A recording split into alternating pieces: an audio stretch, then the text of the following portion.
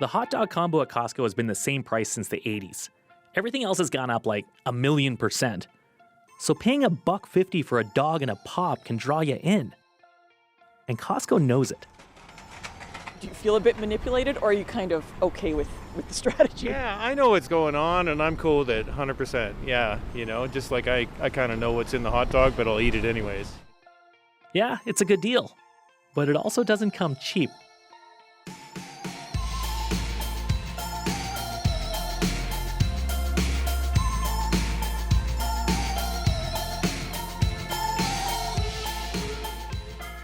Hi, I'm Paul Havershood. Welcome to The Cost of Living. It's one of the oldest tricks in the book, the loss leader. That smoking deal that's also a gateway to your wallet. Well, we know what retailers are doing. So why does it still work? Also today, do you know where all your money is? Hundreds of thousands of Canadians have tucked money into retirement plans, then switched jobs and forgot about it. No, really, they have. You might be one of them. Up first, tariffs. We're off the hook, at least for 30 days. Mexico got the same deal, and this has us both feeling good, I guess.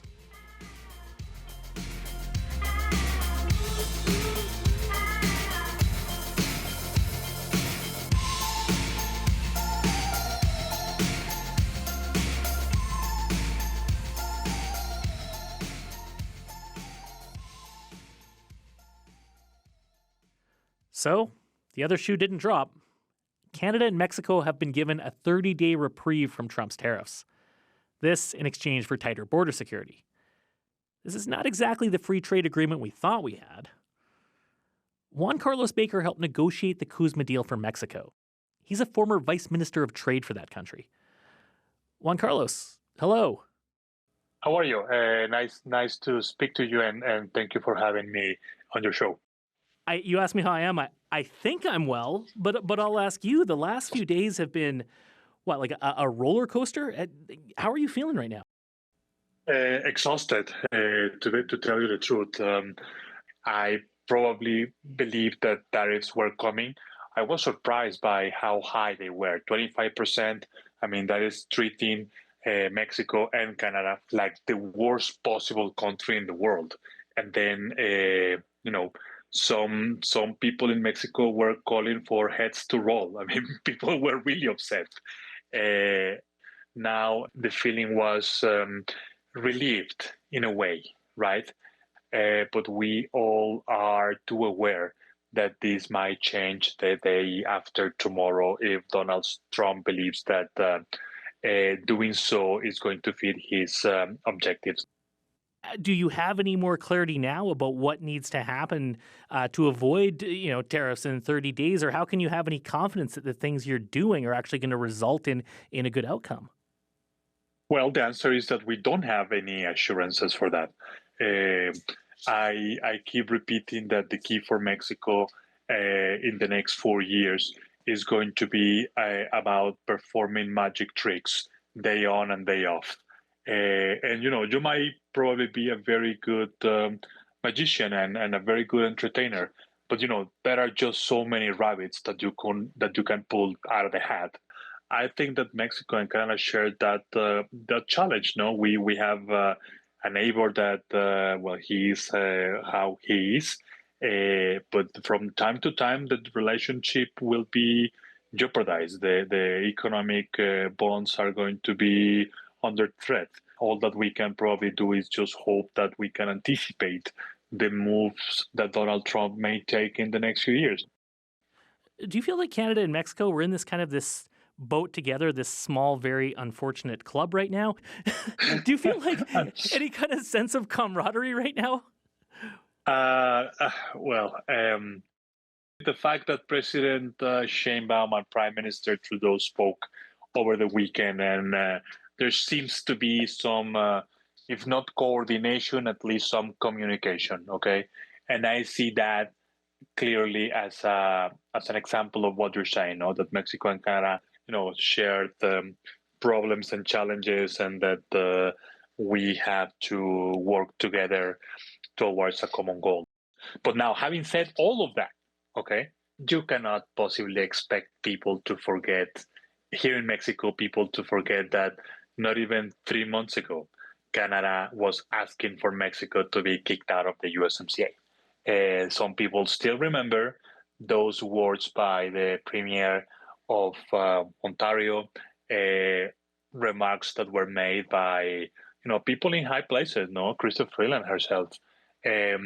So yeah, I think that we are in the same boat. Certainly, I think that we both understand, but there are some recent developments that people are still going to remember. I'm not saying that those will be an obstacle or that such memories are going to hinder in any way the cooperation. But again, don't expect that people in Mexico are now going to be embracing and cheering and going all Canadian. That's probably not going to happen. I'm pretty sure it's not my place to say, but sorry if we threw you under the bus. No. You don't have to apologize. I mean, that's really how that was pretty public and people remember. But I mean, no need to apologize, please. I understand that again, the real politics of international relations, well, sometimes this is how they are, no? If we have a free trade deal and then there's this threat of 25% tariffs, whether they get enacted or not, is that kind of deal worth the paper it's printed on? So even as we look towards 2026, I mean, I'm left feeling quite cold about whether that deal even matters or not. That's a very legitimate question. I would argue that yes, it is worth having the USMCA. It is worth fighting for the USMCA, even if the future product will be something completely different from what we have right now. Let me tell you why I believe so. The fact that Mexico and Canada, on its own, obviously, is presently able to claim that the U.S. is breaching its obligations, to express this outrage at how such a close partner and ally is treated by Donald Trump, how the mobilization in the U.S. of our allies, governors, business chambers, legislators. I'm sure that you saw several letters addressed to the president warning of the consequences of this. All of that movement, this is what I'm trying to say, all of that movement, all of that reaction was created or happened precisely because we have the USMCA. So going forward, because the uncertainty will be a day-to-day issue for us, because Donald Trump seems to be unbound by any of the logical premises that international relations and diplomacy and trade imply. Well, I would argue that it is at those moments more necessary than ever to have the agreement, right? So yeah, we need to prepare for the review of the USMCA, do it strategically, picking the battles that we wish to fight, and learning from this experience. I mean, I am assuming in a way that we won't be in the same spot in 1 month from today, but learning from this experience, I would even argue that Mexico and Canada need to take the review as a platform to guarantee that we will never be treated like that again. I mean, if the U.S. wishes to have some coordination on whatever, China, industrial policy, critical minerals, what have you, the price, not the price, the response, the return that we should be asking is, okay, I'm willing to play ball, right? But you have to guarantee me that we will never again be considered as a potential threat to your national security. I mean, because it makes no sense, right? But the message is important. So finally, I would ask, and we've been talking about this, but as a former trade negotiator, whether it's the next 30 days or the next 4 years, what is your approach to living in this kind of unbounded chaos? Well, Well, obviously, I don't have any magic formula to make everything right again. But clearly, organizations, companies, well, countries even, they will have to take extra precautions in the months and years to come. If you are a company and you used to have a very limited inventory or stock, probably you want to expand that, right? You probably may want to find alternative places to sell your products or to negotiate deals or contracts that clearly establish that if there's any tariff imposed by the US, then it will be the importer, the one that pays it. There are ways, contractual ways of going around this.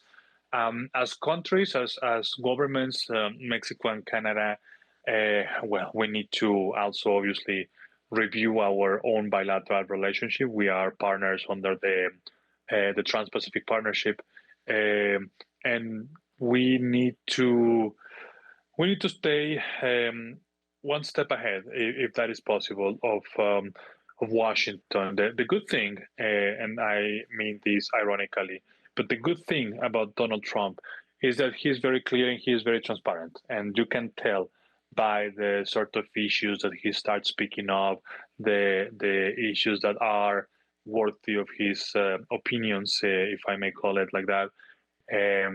We also must keep in mind that all of this happened in these past 2 weeks when no cabinet in the U.S. was in place. What I'm trying to say is that we needed to deal directly with Donald Trump on the issue of tariffs because there's no one at the U.S. Department of Commerce, there's no one at the U.S. Trade Representative, and other than Marco Rubio and the Department of State, well, virtually the only person manning the fort was Donald Trump himself, right? So I would probably expect that having the second tier of communication and people that we can talk to, these sort of consequences, if not entirely avoided, I don't believe that it will be avoided, but at least, atone to some degree. No? Well, Juan Carlos, let's hope we're not talking and having a very different conversation in 30 days. Well, Alan, in 30 days, you and I can talk again. We can schedule that for your show.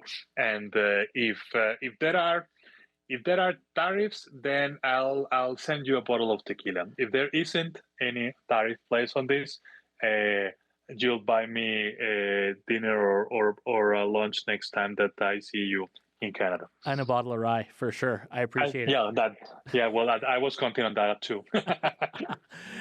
Thank you very much. I'll see you soon. Thank you for having me. Juan Carlos Baker is a former Vice Minister of Trade for Mexico.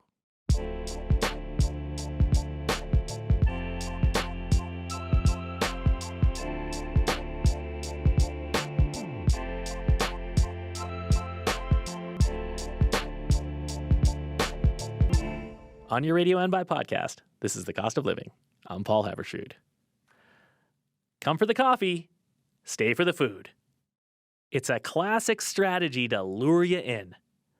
Restaurants, retailers, online shops, they all do it because they know getting you in the door is the first step to getting in your wallet. When Bill Carr and his wife are looking for a cheap date night, they come here to Costco. We've been together 25 years, so, go out for a Costco dog and a pop. So it's a night out. And they say romance is dead. The Costco hot dog deal has been around for 40 years. It's designed to get customers through the door, and the price after all that time, still $1.50. Especially with the cost of food costs these days. Where else you're going to get something for $1.50? Though I just spent $350 in there, so like in 15 minutes. When you think of your own consumer behavior, do you feel a bit manipulated, or are you kind of okay with the strategy? Yeah, I know what's going on, and I'm cool with it, 100%. Yeah, just like I kind of know what's in the hot dog, but I'll eat it anyways, Same thing. Costco customers have become attached to the hot dog deal. The company's co-founder was once asked what it would mean if the price ever went up. His answer? That I'm dead. Have you heard that story? I had not heard that story, but it makes a lot of sense. It's that everyone knows that the Costco hot dog is an incredibly good deal. Jo Andrea Hogue studies consumer psychology at the University of British Columbia. They could give it away for free. It's not the point, right? The money from the hot dog is absolutely irrelevant. It's what's known as a loss leader. Costco takes a loss in order to lead customers to spend on other things. No one is going to Costco just for the hot dog. It is just to get people into the store. And once you're there, maybe you pick up 60 pairs of tube socks or a wheel of cheese. Hogue says loss leaders work in different ways. For instance, a razor might be sold for cheap, but then you have to buy the blades, which aren't. Same idea with printers and ink. They're relatively inexpensive, but the cartridges are, and you have to buy them all the time, are extremely expensive, and you spend a fortune on that. And you become a repeat customer. With online sales, the loss leader can be even more persuasive. There's more room to influence the consumer online than there is in the store. Andreas Boker teaches marketing and retail management at the University of Guelph. He says the big online retail chains are finding new ways to use loss leaders to pull consumers in. If a customer is, for example, searching for something, they respond to a loss leader advertising online, then that gives the retailer the opportunity to bring other products to the customer's attention.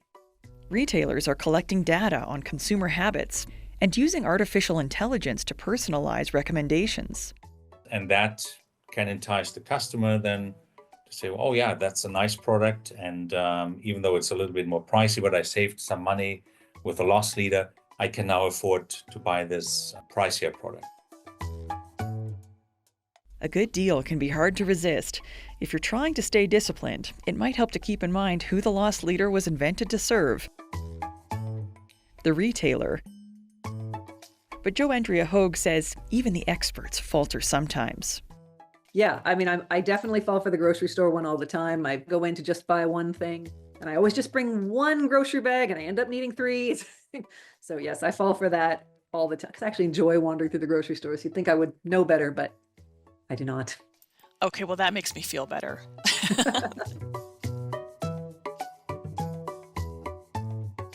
For The Cost of Living, I'm Alison Dempster in Calgary.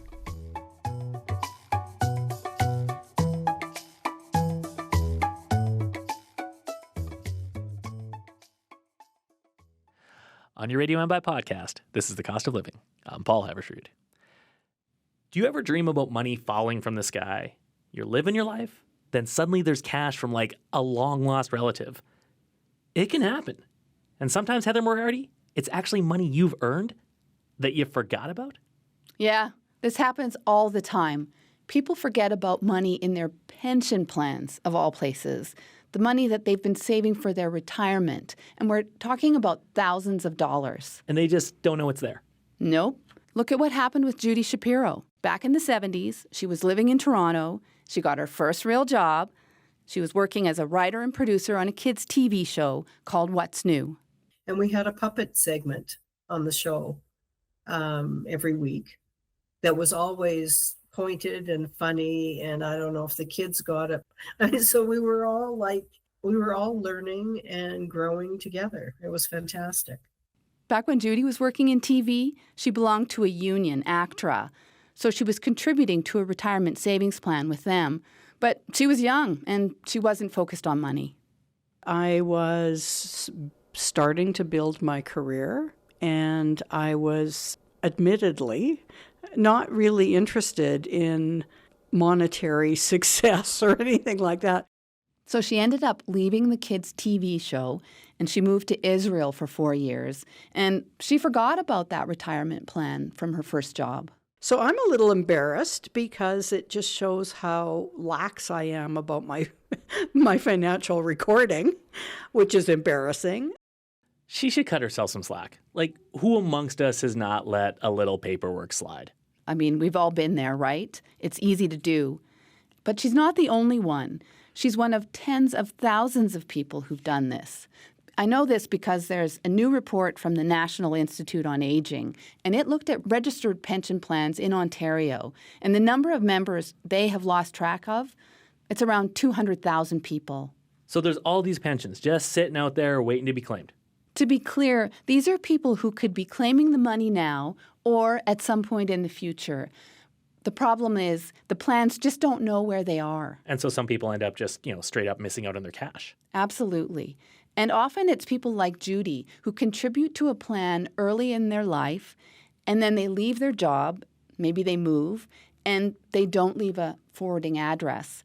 Sebastien Berthermier says he understands how this could happen. He's an associate professor of finance at McGill University. Who thinks about retirement at the age of 20? You just come out of school, you have a degree, you have your first job, then your first big investment will typically be to get a house, buy a house. If you think about life and the financial situation that we're in, we're always confronting short-term financial priorities.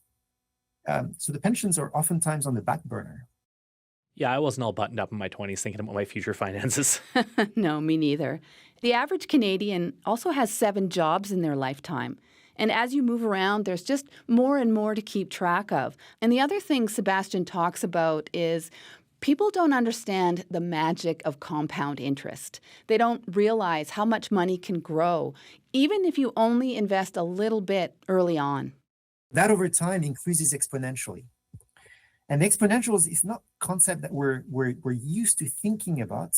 But over time, what it means is that a small amount invested at an early age, that can generate, again, money by a factor of 5, 6. Warren Buffett, he calls compound interest the 8th wonder of the world. Warren's onto something there. Because even if you start with a small amount, over decades, that can add up. Well, what kind of cash are we talking about here? It can be a good amount of money. I talked with OP Trust. It runs the pension plan for government workers in Ontario, and they have people who don't realize they could be collecting, on average, almost $500 a month right now. So that's like $6,000 a year. And that's just the average. OP Trust is searching for one person who could be collecting a lot more than that, about $4,300 a month. That's like $50K a year. It's serious money. D'Souza Chow with OP Trust says people have earned this money.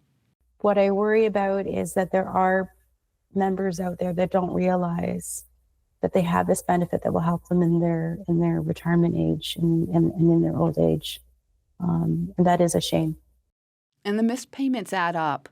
If all the people I mentioned who've lost contact with their retirement plans in Ontario don't claim what's theirs, we're talking about $3.6 billion. That's a lot of money, but really, more to the point, that is a lot of people missing out on that money, people who could be spending it. Pension plans do try to find people, but it can be hard. Think about privacy rules. They can't just go to other agencies and ask for so-and-so's contact information. Sometimes OP Trust hires a search firm, or they'll ask the Canada Revenue Agency to help. But they're suspicious. That's the unfortunate part, right? Is that there really is money owed to them and they are suspicious. I think nowadays, right, you get calls and texts from CRA and how do you know?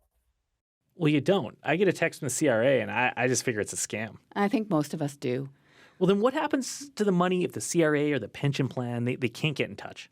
It might stay with the original pension plan, but companies go out of business. Pension plans can shut down, and they might get an insurance company to take over the responsibility.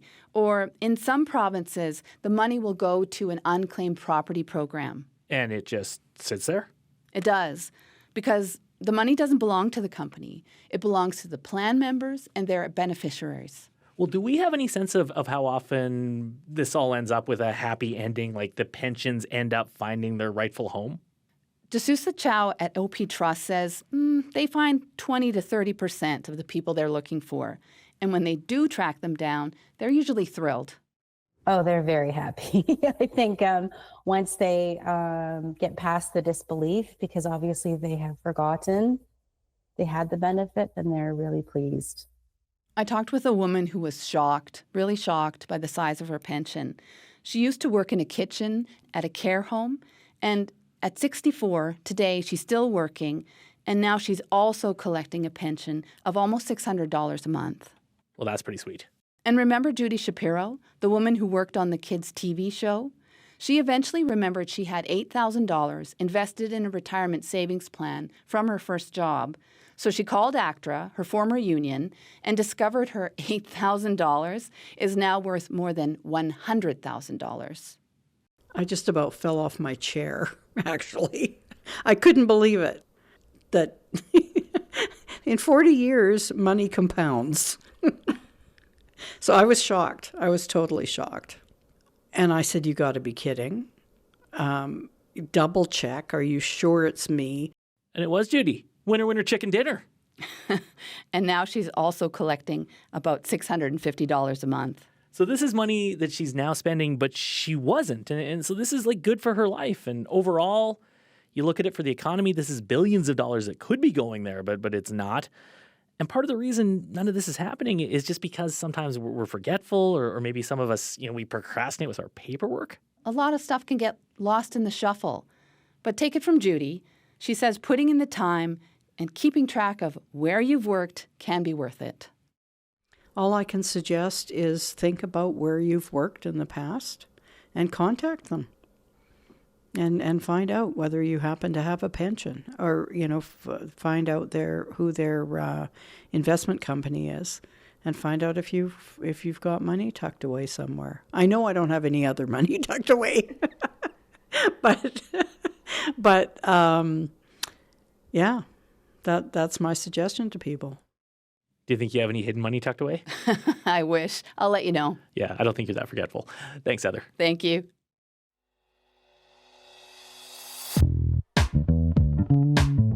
That's all for the show. The Cost of Living is based in Calgary.